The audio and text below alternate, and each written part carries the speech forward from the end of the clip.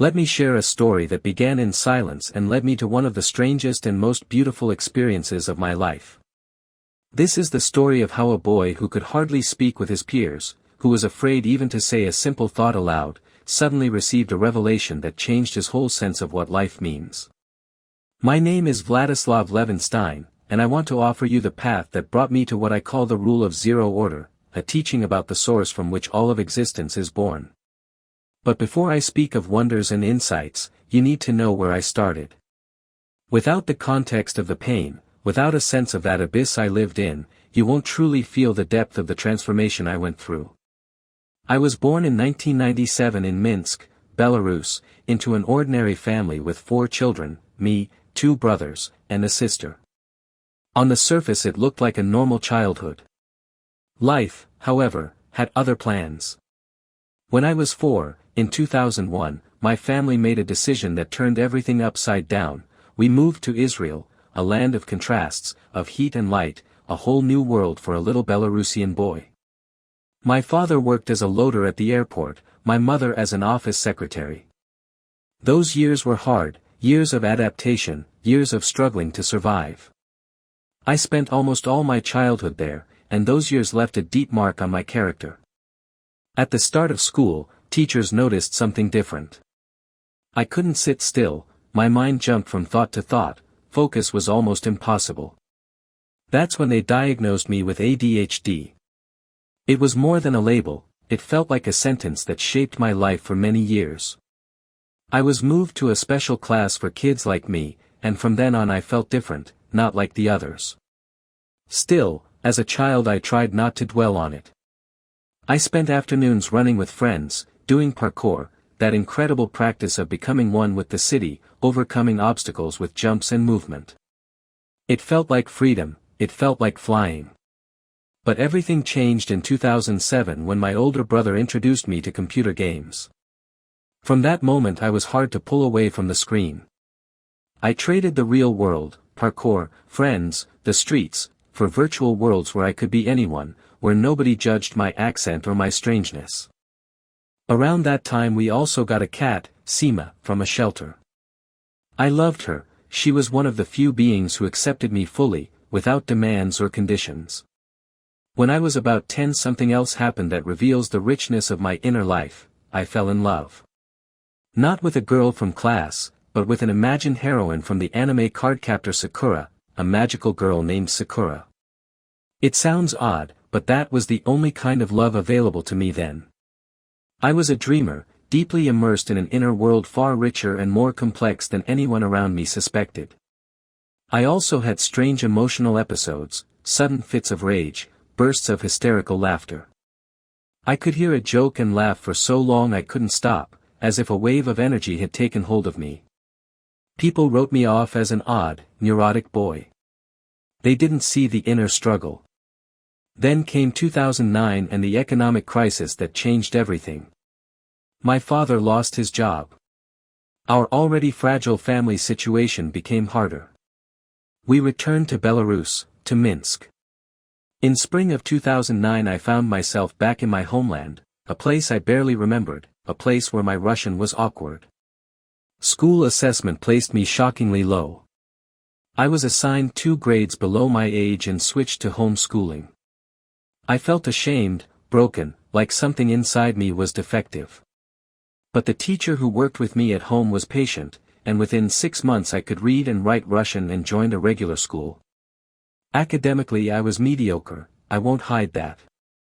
There were many reasons. I didn't care for school, I was addicted to games, obsessed with Japanese culture, and I didn't see the point of what I was taught. ADHD and my Israeli accent made social life a kind of hell. I was shy, silent, withdrawn. People drew a simple conclusion: I was slow, I was dumb, I was nobody. Inside me, though, there was a rich inner landscape no one saw. I dreamed, I reflected, I felt deeply, I just couldn't put it into words. In a world that values speaking ability, my inner life seemed invisible. School years were also marked by bullying. Despite being physically strong from parkour, my nature was gentle. I didn't answer aggression with aggression, I smiled. I didn't know how to defend myself with words, so I defended myself with a smile. People read that smile as weakness, and it only encouraged them. After school my life continued the same pattern: games, anime, late-night gaming sessions. I lived in virtual reality because real life hurt too much. By ninth grade I began to notice others who were my age but who could express themselves, read books, write, speak English, and connect with people around the world. I realized I had fallen behind. I made a choice: I would learn. I started learning English so I could read books and games in their original, to access what those people read. Later I took an interest in Japanese because of my love for the culture. I learned hiragana. The process of studying was itself a step toward alignment. I finished 11 grades and enrolled in a construction college to study plastering and tiling. It wasn't a childhood dream, I didn't know what I wanted. After college I worked at a construction firm as a helper with a friend. We stayed about a year. I understood quickly that construction wasn't for me. I did odd jobs after that, but the same issue came up: I struggled to grasp tasks quickly, and supervisors scolded me. I endured, but it became unbearable. Eventually I quit. I couldn't take the constant reproach, even when it was fair. At the end of winter 2019 I decided to go live with my father in the village. That decision became a turning point. In that season of my life a deep period of self-searching and inner work began, something I had not imagined. Away from the noise of the city, I began to look for myself. I downloaded Larry King's How to Talk to Anyone, Anytime, Anywhere because I had always suffered expressing my thoughts. It was hard for me to turn the rich images and feelings in my head into simple words. That difficulty is partly with me still. But I started to work on it. In the village I started a sketchbook and drew every day. The practice was simple and meditative. Drawing allowed my mind to relax, it let me fall into flow. And one day, during one of those sessions, something happened I can't explain logically. Maybe a spontaneous activation of something that had always been within me. Maybe a revelation from other dimensions. I don't know. But it happened. I was drawing when my mind suddenly fell silent. Complete silence of consciousness is hard to describe. Imagine all the thoughts, all the worries, all the noise inside you dissolving, leaving only a deep, sacred quiet. In that state I drew a diamond shape. It was a simple geometry, but as I began to write on its corners I felt as if I weren't the one drawing. My hand moved by itself, guided by some higher force. Each corner of the diamond held an inscription, representing governing forces of the universe. But the center was most important. In the center I wrote 0 and the phrase, true origin. The drawing also included numbers from -7 to +7, indicating levels of being, different dimensions of existence. When I realized what I'd drawn, an emotion came over me I can't put into words. I understood that this was not just a sketch. It was a map of existence. It was a teaching I somehow carried inside me without knowing it. Each corner symbolized governing forces, while the center, the source, was the origin of all being. I named it the rule of zero order, because 0, that point at the center, is the beginning of everything, the primal cause, the source. I sensed a deep meaning hidden in that diagram, a whole teaching, a philosophy that could explain the nature of reality, consciousness, and the human being. Back then I couldn't decode it fully. I only knew something sacred had happened. The revelation struck me to the core. I couldn't sleep, turning it over each night, trying to understand where it had come from. My rational mind rattled against its cage, seeking a logical explanation and finding none. It was beyond logic. One night, while looking at the starry sky and the infinite cosmos, I saw two glowing figures. I don't know if they were hallucinations, visions, or beings from another realm, but they were real to me.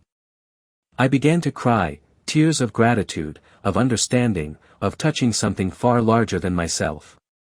After that, strange things began to happen. I found myself smiling uncontrollably, not a casual smile but a deep smile, coming from somewhere beyond me. People noticed a kind of fragrance emanating from my body. I experienced simultaneous laughing and crying, as if my heart overflowed with too many emotions to choose a single expression. It was intense, powerful, and frightening. My father noticed these changes. His worry led to a hospital stay. I spent about 3 months in a psychiatric facility. Doctors looked for chemical imbalances, assigned diagnoses, prescribed pills. But no medication or label could explain what I was passing through. They could only suppress the symptoms. 2019 was a true watershed. Anxiety attacks appeared, and alongside them vivid mystical states that expanded my understanding of reality beyond what schools teach. Over the next 5 years I reflected on the rule of zero order and what it might mean. I read, I meditated, I contemplated. There were waves, times when the experiences receded and life returned to ordinary rhythms, but on some deep level I knew something important had happened. In 2024 I decided to seriously decode this knowledge. Earlier I had studied some Kabbalah, the ancient Jewish teaching about the nature of God and the universe. Returning to those teachings with my new experience, I began to see connections. I realized that what I'd experienced and drawn had roots in ancient spiritual traditions. It wasn't mere hallucination or madness. It was a kind of revelation people have experienced across human history. So I began writing my own philosophical teaching, the rule of zero order, built around the idea of the source from which the universe is born. I sought to explain the relationship between the higher self, which is part of that source, and our everyday reality. I tried to build a bridge between mystical experience and rational understanding. My journey, from a child with perceptual difficulties whom others dismissed, to someone searching for the essence of being and sharing that insight with others, was not easy. It was a path of pain, misunderstanding, trial. Yet I found something fundamental: through pain, through what we do not understand, through tests, the source reveals itself. The source is not distant or unreachable. It is not only in some lofty heaven or abstract philosophy. The source is here, at the center, at zero, the point from which everything begins. We are all parts of that source. Every trial we face, every pain, every moment of confusion is simply another way the source comes to know itself through us. This was a story about me, Vladislav Levinstein,